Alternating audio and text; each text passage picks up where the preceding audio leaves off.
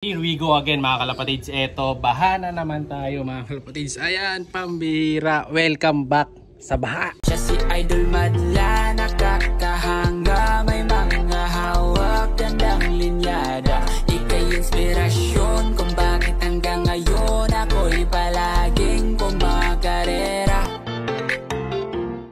As of now, ayan, lumalaki-laki na naman ang tubig mga kalapatids. So, biruin nyo, ayan o. Mawawala na naman yung dadaanan ng mga bibi natin. Ayan o. Sa loob natin, ayun, yung pinupuntahan nating hagdan doon mga kalapatids. May tubig na rin. So, wala naman masyadong ulan. Madalang ang ulan ngayon. Pero yung tubig, palaki ng palaki. So, natatakot ako kasi baka mamaya bigla lumaki or mag-brown out ganyan. Kasi ang bilis eh. 2 days pa lang nandun na kagad mga kalapatids. So, ito yung mga itlog ng mga bibi natin. Ayan, kita nyo. Puro burak na ito, bagong tabon to, pero yan isla na rin ulit, no?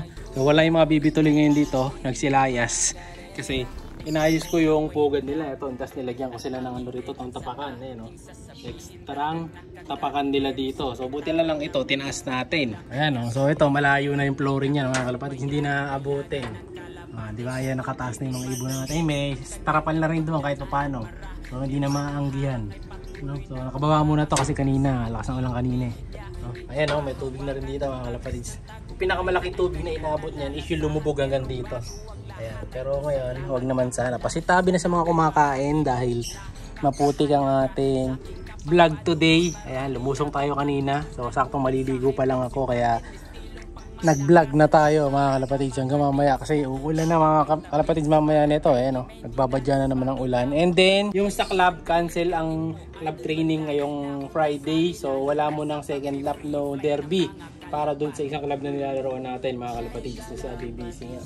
Ngayon focus muna ako dito sa pag-aayos ng loob natin. Inaayos natin yung mga mga sira sa loob ng kulungan ko, yung mga tumutulo doon, mamaya pupuntahan natin. So ito yung nilagay kong pugad ng mga bibi. Ayan, ng mga itik. So ayan o, kinuha na natin yung ibang itlog nila. Dito, kahit pa paano, wala pang tubig, tuyo pa. Dahil tinabunan ko nung nakaraan yan, di ba? Pero yung daan nila, meron. Ito, makakatapak na sila ngayon dito.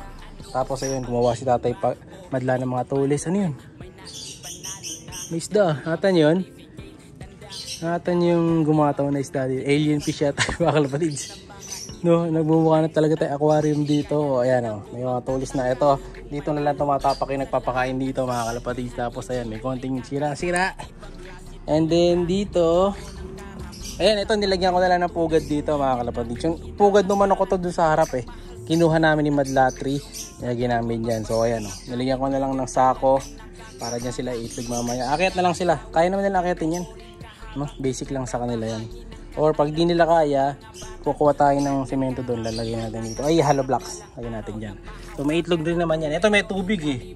Tabunan ko na lang mamaya. O ayan, ito may dalawa. Doon may tubig din yun. So puro tubig na mga kalapatids. Islang isla na tayo today.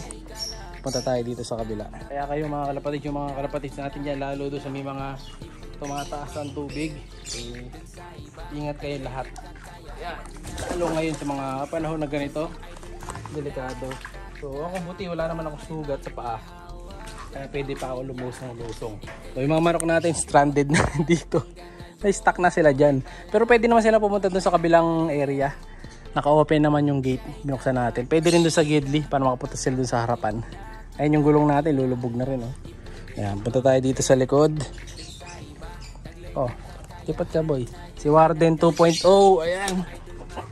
Tapos yung mga itik natin, nasaan na ba sila? Tayo dito. Mabilas. Ayun yung mga itik natin mga kalapatids nandun. So delikado kasi sa pwesto na yan.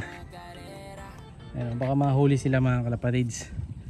No, nangunguryente ng isda. Meron kasing loko-loko dito na pumapasok niya, nangunguryente, pinapasok niya to. Tapos delikado. Saka na daw wala na tayo ng dalawang bibi dyan ng itik. So nadadagit na yung mga itik natin. Pero nakikita ko naman kung sino yung pumapasok dito eh. Sinitan na natin nung nakaraan niya. Sinitan ni Tatay Madla. Dahil nakita ni Madla Tree, so sinumbong niya pumapasok kasi doon sa butas. Eh ano na to, private property na. Diba? Kaso pumapasok nga. Dito wala pa namang update sa sawa. Hindi pa bumabalik pero nagbabadya na naman dahil bumaha ulit. Nabulabog na naman sila. Yung bayawak hindi ko matiyempuan dito sa side na to. Dito lumalabas yung malaki yun. So may posibilidad din na yun ang dumadali sa mga ibon natin. Pero di lang ako ganun ka-sure. Dahil hindi natin naaaktuhan. So ayan hirap lang natin ngayon dito mga kalapatid. Sampung buhay mabasa. So yung iba sabi nila bakit daw kasi nandito pa tayo sa old loft. Bakit hindi nila puro sa dream loft. So syempre dahil first loft natin nga itong nasa likod, di ba? So alam nyo naman yan, mga matagal na nanonood sa atin dahil first loft natin to, hindi natin basta-basta bibitawan yung loft na to mga kalapatids. So 5 years ago, may yata 5 years na bago pandemic, ito na yung binablog natin. Wala pang tubig dito mga kalapatids. Yung logo natin, yung may buko pa dito, pero up until now nandito pa rin tayo syempre. So ano to, kalapati forever tayo. So yung mga bata dyan magkakaanak na kayo pero kami nandito pa rin kami. Magkakalapati pa rin tayo mga kalapati.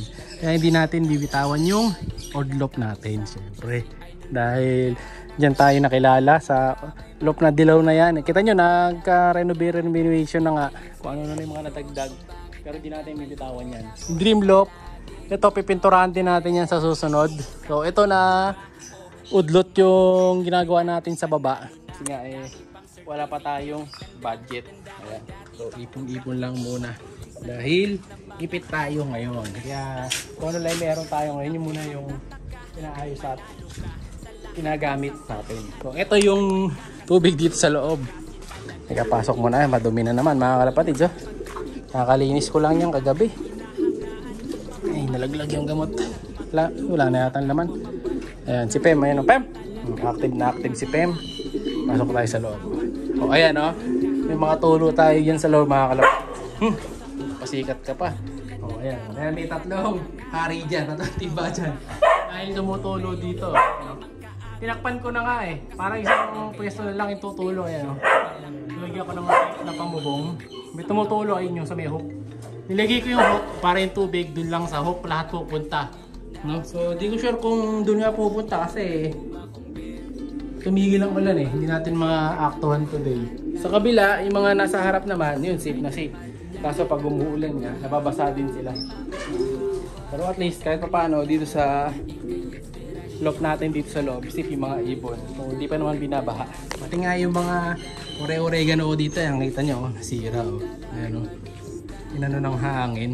So lilipat natin unti-unti yan. Dahil lalagyan natin dito ng yung mga oregano dito sa area na to. Ayan, kita niyan may pader na dito mga kalapatids. Ayan. So hindi na tayo masyadong maingayan pag Sunday dahil nilagyan nila ng ganyang pader. Siya'y kalapatistang napakagaling na kinakilala.